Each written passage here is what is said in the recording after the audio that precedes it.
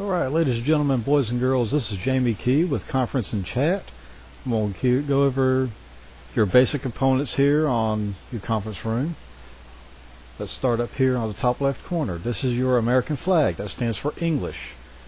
Spanish hadn't dominated us yet, so we're still an English-speaking country, mostly. Right here we have our signal strength. We have a yellow showing. That's a moderate OK signal, good for most computers. Of course, we got this with the not so good looking guy here. That's me in the video frame. That's our current speaker frame. It's going to show who's speaking at the moment, the moderator that's given speaking power at the moment. Right here we have our chat board where you can type in your chats, your comments, your questions. You can send questions through to you may have for the moderator that's speaking. Anybody who has an answer can answer it. Your text is always going to show up in blue. Your ID and your text will show up in blue. Everybody else is going to show up in red. I guess that's so you know what you've typed and what everybody else has typed. Moving on, and we're going to change this to browser, and we'll see that our chat frame moves down here, and our home frame goes to a browser. And I'm going to pull up our website, conferenceandchat.com. Apparently I spelled it correctly. And this is our website. If you're viewing this video from our website, you've already seen all this. If not, I advise you to go to our website, conference-and-chat.com. There is no www. Right here is our presentation mode. We change the screen to presentation. You can pull up your presentations and play them, which I'll do in a later video. Right here we have our whiteboard, which allows you to draw. If it goes correctly, you can see that's not done too well. We can change a page. We can draw something completely different. And you see that you still have everything done on the previous page. We clear it, and then we clear it. And a whiteboard controls also show up when you run a presentation. So if you're doing a slideshow, you can draw and highlight certain things on your presentation. When we go to show mode, you can see that the current speaker video frame goes away. This is done to conserve bandwidth strength. So when you run a video, you're going to be using up more of a computer's virtual memory, and some of the older or lower memory computers need that extra strength. And then that's your desktop sharing, which if you were to start sharing and you were to minimize, you can show people step by step how to access certain programs. This is pretty ideal for anybody who does computer services. They have a client that has a question on accessing a certain area of their computer. They could do a step-by-step on that. Now moving on to the other frames. This is going to list all your IDs of the people that are online. People who are signed on, you have up to 50 attendees. And right here is a button that you can click to share a certain file, a certain video or a presentation or any other document. Any kind of document to one selected member. You will click on it, highlight it, that selected member ID, and you will share that file with just that one person.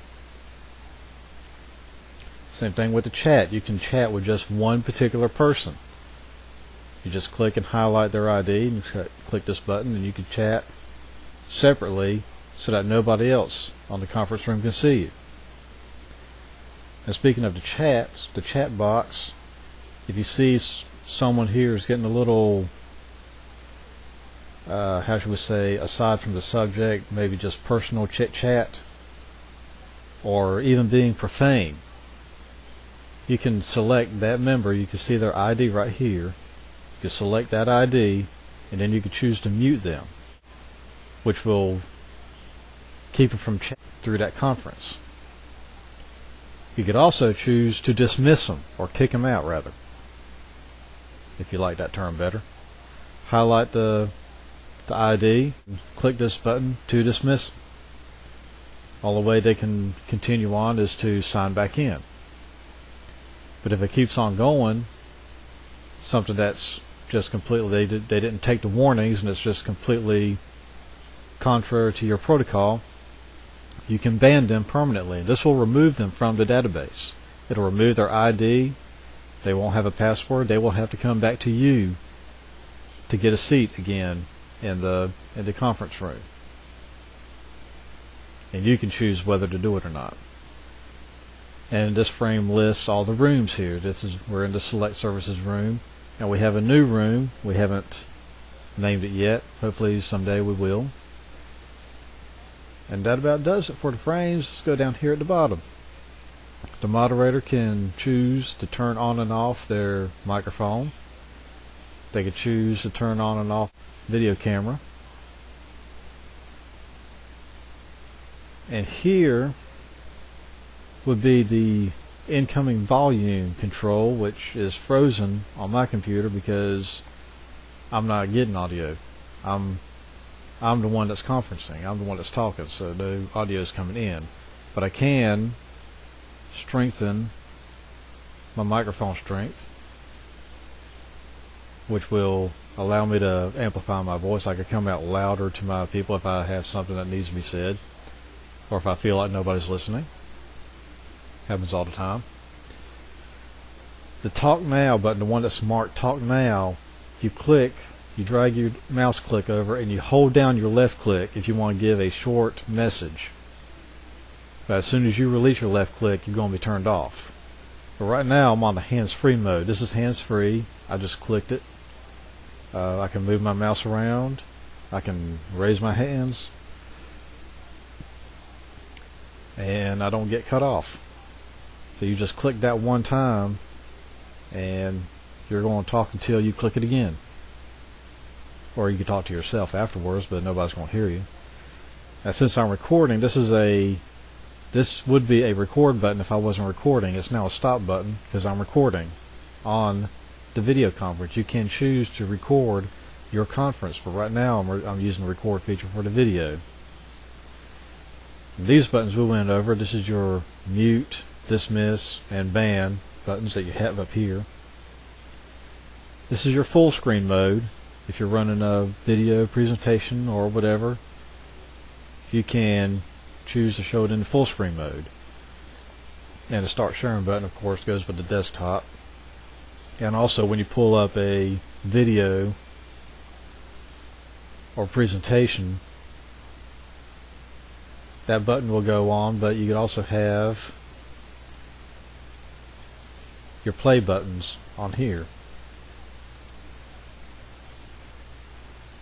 when you load your video. Now, one thing I forgot to mention in the show, the video mode, you can pull in from YouTube. If you know the URL or the title of the YouTube video, you can bring that in and play it and share it. And that pretty much does it for today's training. On a later video, I'll go over the different settings of your center frame, go more in depth on explaining that, and run some examples for you. Until then, bye-bye.